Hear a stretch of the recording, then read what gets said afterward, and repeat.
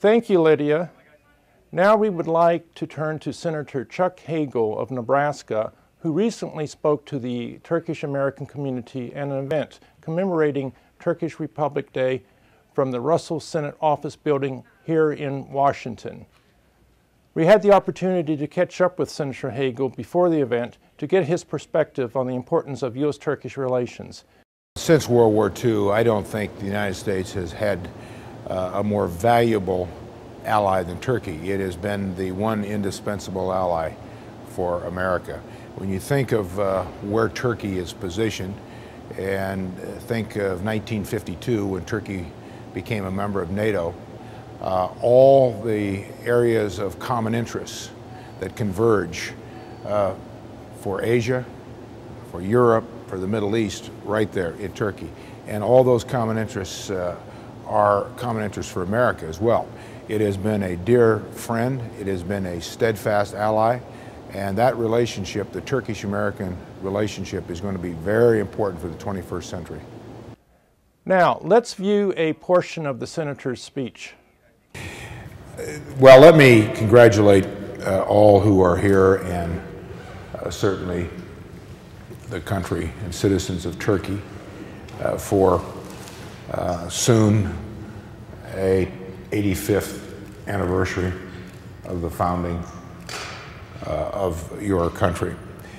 That is a significant achievement, certainly the founding of any nation, but the sustaining of a great country, a great culture, a great people is even more of an accomplishment. And what Turkey has accomplished in 85 years, the position that Turkey holds in the world today, and I think reflected most recently by the vote of the United Nations to include Turkey on the Security Council.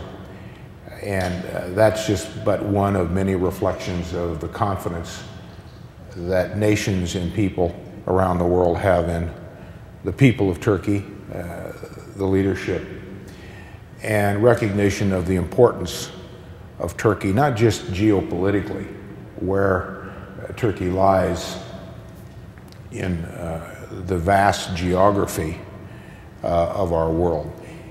This relationship between the United States and Turkey, as I noted, goes well beyond just our two countries. It is a critical relationship for the world. The position that Turkey has put itself in by virtue of not just the geopolitical landscape, but the world that we live in today, is only a bridge and has served in that capacity for many years between East and West, between Europe and Asia, between Europe and the Middle East. It is a cultural bridge. It is a social, economic bridge. It's a security bridge. It's a relationship bridge.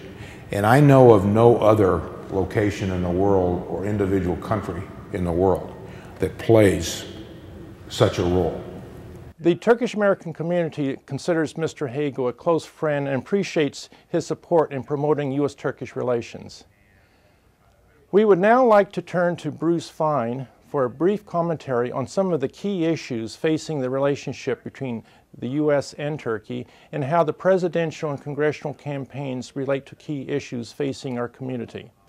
Today, I'd like to speak about an issue that's regularly in the newspapers. You probably heard about the PKK and their political arm, so to speak, called the DTP, or the Democratic Society Party, which commands about 20 seats in the Parliament of Turkey. And I want to explore what I think would be nimbleness that the Turkish laws right now lack that could be utilized in trying to bring this very tragic clash to a peaceful end and a resolution of disputes through the peaceful political process rather than on the battlefield. There are two things that I'd like to disabuse the audience from the outset. First, the idea that the grievances of the PKK and those of the DTP against the government of Turkey are sufficiently grave and have been unbudgeable through the democratic process is simply false. There has been exceptional responsiveness through the Prime Minister, through courts, and through the Parliament in accommodating the desires of Kurds to have Kurdish on television, to have private instruction in Kurdish, to accommodate all of their uniqueness in the Turkish political system. We need to remember that Turkey is much like the United States, and that is a land of immigrants. There really is no such thing as an underclass of Kurds. They are represented in proportion to their numbers in the parliament, in ministries, in the judiciary, business, education, entertainment, education. And on that score, I think Turkey has done a marvelous job in assimilating Kurds to make them first-class citizens like others. Indeed, only 25% of Turkey's population is of pure Turkish ancestry, so to speak. And it is customary when you have grievances that you take them to the political process and ask for remedies. And only when you have a government, in the words of the United States Declaration of Independence, that has resorted to tyranny, is there ever a justification, if at all, to any kind of resort to arms. And we know the signature of the PKK is assassination, violence, and although they call their ambition autonomy, self-government, it really is secession, because they do not elaborate what continuing ties and controls the central government would have over these autonomous Kurdish areas of the country. At present, Turkey is involved in a constitutional litigation over whether or not the DTP, this is the so-called political arm or extension of the PKK, in the Turkish parliament should be banned. It's certainly not contrary to democratic practice to ban counter-constitutional, anti-constitutional parties. It's been done in Germany, it's been done in Israel, because the whole idea of a democratic process is to enlist those who agree to play by the rules of the game, freedom of speech, to accept decisions made through the ordinary courses of law as the vehicle for deciding disputes and making policy. And that, of course, idea is contradicted and makes democracy unworkable if you have a group that's bent on using the democratic process to destroy it, to resort to violence and impose their will on others by force of arms. There is a current challenge to the legality of the DTP in the Constitutional Court.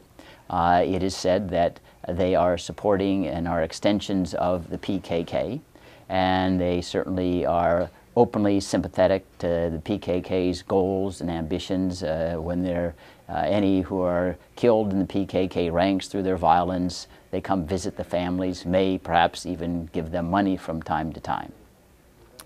The Constitutional Court most recently has shown some flexibility between an all or nothing choice of either upholding a party or providing no sanctions whatsoever. And this came in a case concerning the ruling party, the AKP, in which the Constitutional Court said that their questioning of secularism wasn't sufficient to justify banning the party as contrary to the secularism that was enshrined by Ataturk in the Constitution, but it did justify a yellow light, if you will, a fine that would suggest that they ought to back off from some of their more frontal attacks on the secular tradition of Turkey.